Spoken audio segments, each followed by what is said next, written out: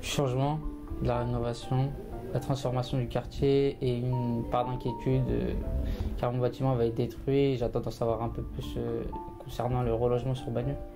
On va pouvoir se projeter, aller sur son lieu de travail plus facilement, le déplacement plus facilement également, donc ça va être un pur bonheur.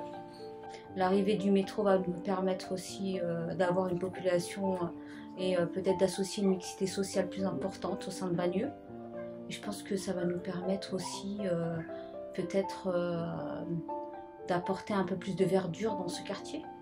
Les avantages du métro, ça facilite beaucoup nos transports, nos descentes à Paris, nos déplacements pour les travaux, si on veut se balader, partir aux travaux, à notre travail, d'accord. C'est une bonne chose parce que ça commence quand même à vieillir un petit peu, tous les vieux bâtiments, les HLM, et puis même le centre quoi, qui est plus trop adapté aux besoins. Rien que au niveau de la façade, je pense que c'était le moment de renouveler le quartier, et ça va être plutôt bénéfique pour tout le monde. C'est une ville jeune, dynamique, on s'y plaît bien.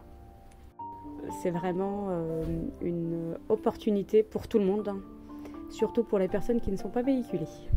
Ce qui manque dans le quartier, c'est des nouvelles habitations, des parcs, parce qu'on a très peu de parcs pour les enfants, surtout de 0 à 3 ans. Ça peut changer sa population, parce que ça va la rapprocher au moins par le métro de Paris, et donc ça peut faire venir des populations de milieux plus favorisés, permettre plus de mixité et du coup améliorer, à tort ou à raison, la réputation de la ville. Mais l'avenir tranchera. L'arrivée du métro va permettre une meilleure mobilité pour les habitants de la ville de Bagneux, une mobilité plus efficace. D'un point de vue économique, cela va être un plus pour la ville de Bagneux car en effet elle va être projetée dans un nouveau dynamisme et l'arrivée du métro ne peut être qu'un plus pour notre ville. Alors, le métro est une opportunité.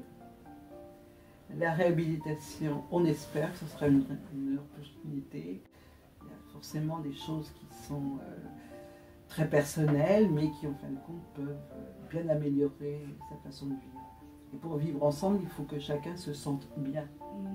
En demandant peut-être aux habitants ce qui leur paraît le plus important dans la réhabilitation. Mais ceci dit, il faut aussi voir l'environnement extérieur. Je pense que les gens qui habitent des grands bâtiments comme ça ont besoin que les enfants aillent dehors. Et il faut leur aménager quelque chose.